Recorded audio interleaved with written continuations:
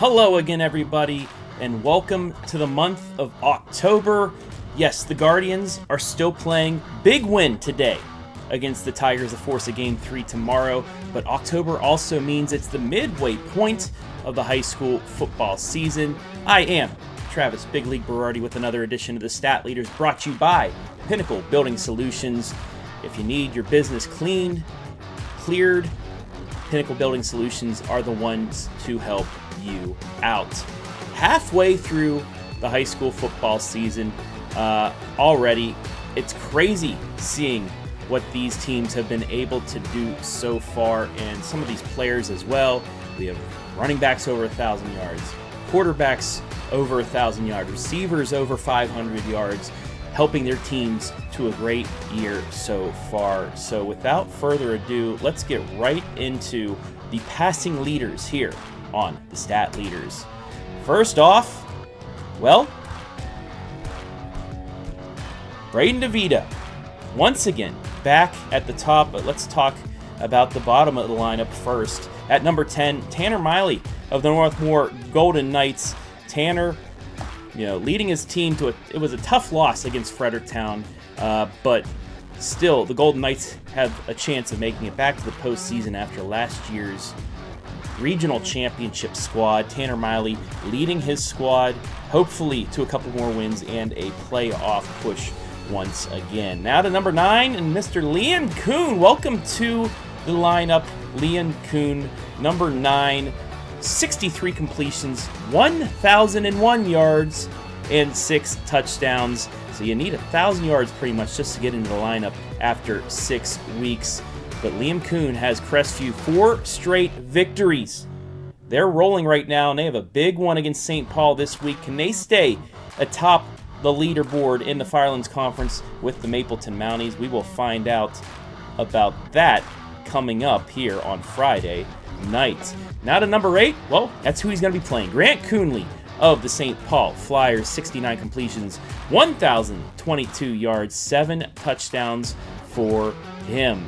At number 7, Braden Parsons, West Holmes, quietly just sneaking around that OCC at the top of the leaderboard as well. They got Ashland, they still have Lexington to play, but one of the top 3 teams, and because of Mr. Parsons, 1,037 passing yards thus far this season on 73 completions and 13 total touchdowns through the air.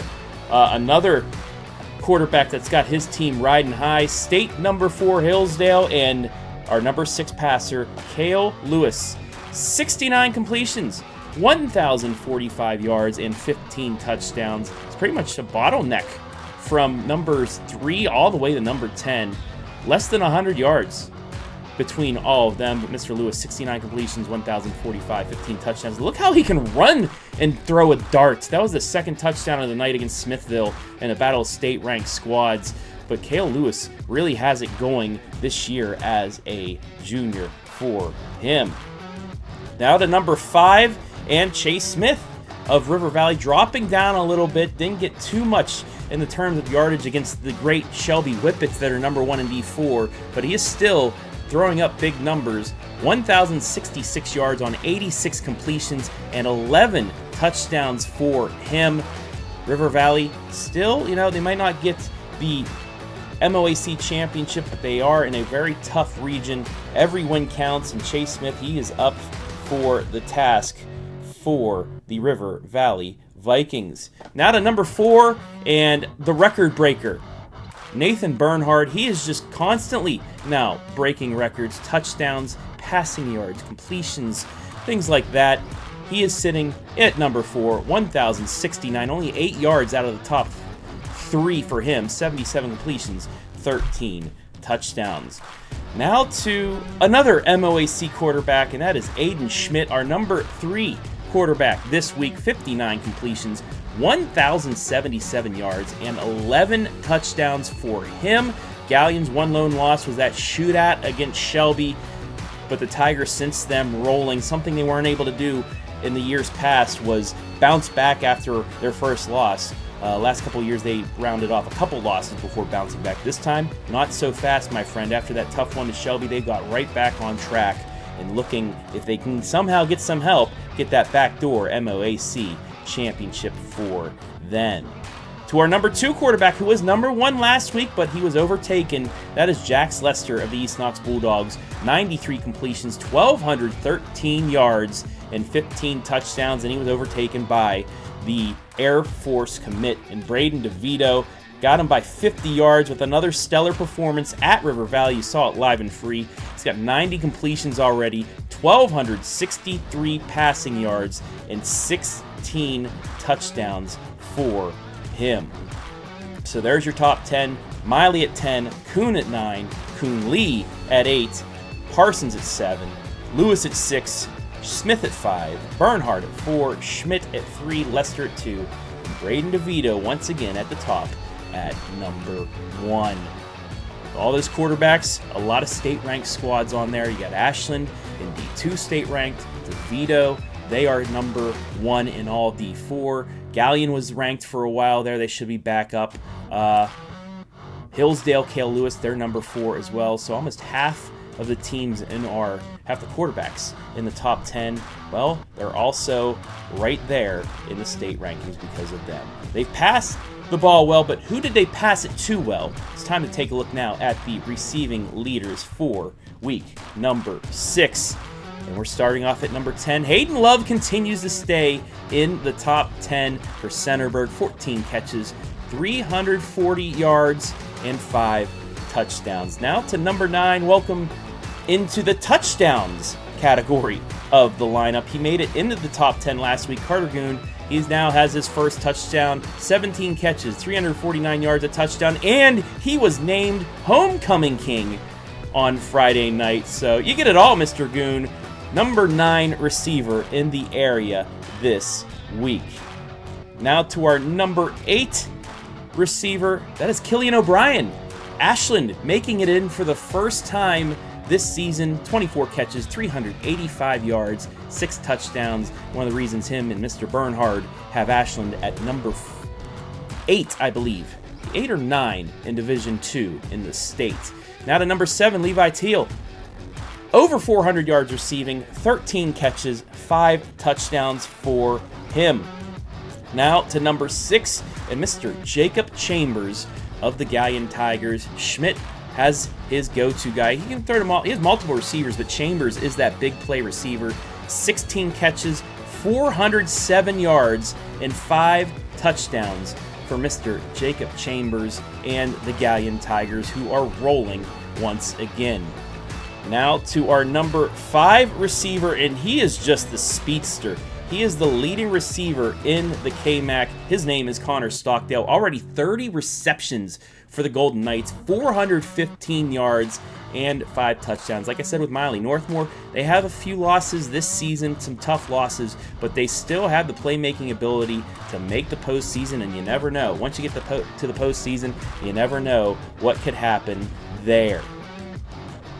Now to our 4th receiver, and quietly climbing up the board, Josh Heilman of Upper Sandusky. 23 catches, 476 yards, and 6 touchdowns for him as Upper Sandusky, just trying to get some victories.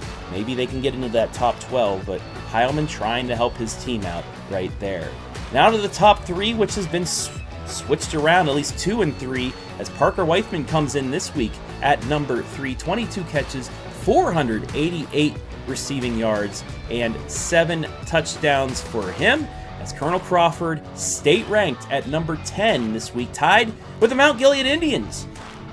Number 10 in the state, and the polls released just yesterday for him. So Parker Weithman has Colonel Crawford undefeated at 6-0.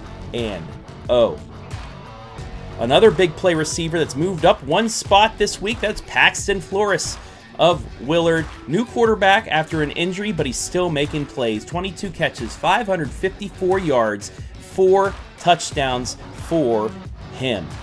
And now to number 1. Once again, number 1 by over almost 150 total yards. That is one Brady Bowman. Mr. Bowman doing big things this season for DeVito. They have D1 recruits all over the place, and he is a big play receiver. 39 catches, 697 yards, and 10 total touchdowns. So 10 of DeVito's 16 passing touchdowns have come to Mr. Bowman. So there's your top 10. Once again, 10, Hayden Love of Centerburg, 9, Carter Goon, 8, O'Brien of Ashland, 7, Teal of Mohawk, 6, Chambers of Galleon, 5, Stockdale of Northmore, 4, Heilman of Upper Sandusky, 3, Weithman of Colonel Crawford, number 2, Paxton Flores of Willard, and number 1, Brady Bowman, once again, of the Colonel Crawford Eagles. So, there are your top 10 passers, your top 10 receivers so far through week 6 of the regular season. We're going to take a quick break, brought to you by Pinnacle Building Services, and when we come back, it will be the rushers top 10 in the area. Does Barnum get back into the top spot over Denny? We'll find out right now. I didn't think our staff would even notice that we switched cleaning companies, but they did right away. They noticed that the office was cleaner, that things were bright, more vibrant, and that created a more positive working environment for us. There's always a potential to spread illness if our building isn't as clean as it possibly could be. Having Pinnacle in our building to make sure that it's as clean and safe and healthy as it can be helps us take the best care of our patients. It's family owned and operated, they're local, which means a lot to us. Thank you once again to Pinnacle Building Services for being a sponsor this year of our Stat Leaders. Without you, I wouldn't be able to do this. So helping us show out the best passers, rushers, and receivers in North Central Ohio. So we do have the passers, top 10 done, top 10 receivers. Who are the bowling balls out there? Those rushers, the bell cows that help their teams get successful yardage and victories. Let's take a look now at the top 10 rushing leaders through week 6. And Mohawks, Caden Bish has made it into the top 10 once again. Mr. Bish, 65 carries, 633 yards, and 10 touchdowns for him. Mohawk, state ranked still, despite the loss to Colonel Crawford, and they're kind of like Galleon. They have the playmakers. They have the ability to go far in the playoffs. It's just they need a little bit of help at the top of the conference for them to get that backdoor conference championship. Now to number 9 and Fredericktown's quarterback, Blake Sipes. The Freddies, one loss on the season. That was that loss to state-ranked Mount Gilead, but after that, a good bounce-back victory over Northmore thanks to Blake Sipes. 647 rushing yards on 90 carries and 4 touchdowns. At number 8, Mr. Cy Wallace from the Danville Blue Devils. 90 carries as well, but 676 rushing yards, 7 total touchdowns. The Blue Devils right now 3-3 through week 6. But like Northmore, they're a team that, once they get through the conference season into the playoffs, they just have to make it to the playoffs, and they usually find themselves making a run. And Cy Wallace will be one of the big reasons they do that. They got to get the passing game going a little bit more. But with Cy Wallace, they could do big things once again in their region. However, number 3 running back also is in the region there as well. We'll get to him momentarily. Now to our number 7 rusher, and that's Blaine Ball, the quarterback of the Centerburg Trojans. So 2 KMAC quarterbacks in the top 10 of the rushing leaders. 188 carries for Blaine Ball, 699 rushing yards, and 7 touchdowns. West Holmes, they got a good passer. They also have a good running back, and Brody Bowman, 110 rushes, 739 yards, and 7 touchdowns. Now to who was in the top 3, but a tough performance. Monroeville just did really good against him. Landon Wiggle, 116 carries, 775 yards, despite only 21 yards last week, and 18 touchdowns for him. Not many times you're going to see him get limited like he did against Monroeville, and even despite that, he still had 3 touchdowns. He's up to 18 on the season.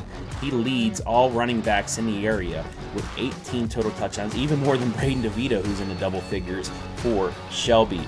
Our number 4 running back is one Miles Marshall. So both backfield mates at Centerburg. Ball and Marshall in there. 84 carries, 825 rushing yards for Marshall, 14 touchdowns. He really broke out midway through last season, and he has just been phenomenal since week 3, almost into the top 3. But at number 3, in his way, Owen Sloan, 101 carries, 848 yards, 11 touchdowns. Cale Lewis lit up the skies against Smithville, but in the second half, when they needed clock run, Owen Sloan did the job. A couple touchdowns on the game to get 11 for the season. 101 carries, 848 rushing yards, and 11 scores. Our number 2 running back, Wyatt Denny. Yes, Denny overcome once again. He was the number 1 back last week, but he is number 2 this week. 168 carries, 1,040 yards. We have 2 running backs so far in our area that have already broken 1,000 yards. He is one of them. 9 touchdowns for him. But at number 1, the human bowling ball that is Carson Barnum. 31 carries against East Knox, totaling 180 so far this year. 1,083 yards and 10 touchdowns for Carson Barnum. As for the first time in a long time, the Mount Gilead Indians are state ranked, tied for 10th with Colonel Crawford in this recent AP poll. Mike Reed's squad, congratulations. You are now in the state ranks. You're number 2, I believe, in your region, right behind Grandview Heights, right ahead of Crawford. So this is looking like a very special season for the Mount Gilead Indians. Top 10 one more time. Caden Bish at 10 for Mohawk. Sipes from Fredericktown at 9. Wallace at Danville, number 8. Ball from Centerburg at 7. Bowman of West Holmes at 6. Wiggle of Western Reserve at 5. Marshall of Centerburg at 4. Owen Sloan, Hillsdale at 3. Wyatt Denny, number 2. And Carson Barnum, number 1. 6 of the 10 running backs in this top 10 are from the KMAC. That's just what shows you KMAC. They have a couple passers, but they're the ones that just run it down your throat, run down clock, and that's why there may be some KMAC teams. Once again, last year you had 2 regional champions, may have the same thing this year because they know how to play ball. They're big, they're physical, and they can run the football down KMAC country. So there it is, the Week 6 third episode edition of the Stat Leaders this year, brought to you by Pinnacle Building Services. If you need anything cleaned in your business, Pinnacle Building Services, they will get the job done, make everything look spick and span. But that's it for this week. Go Guards. Hopefully get the win on Thursday.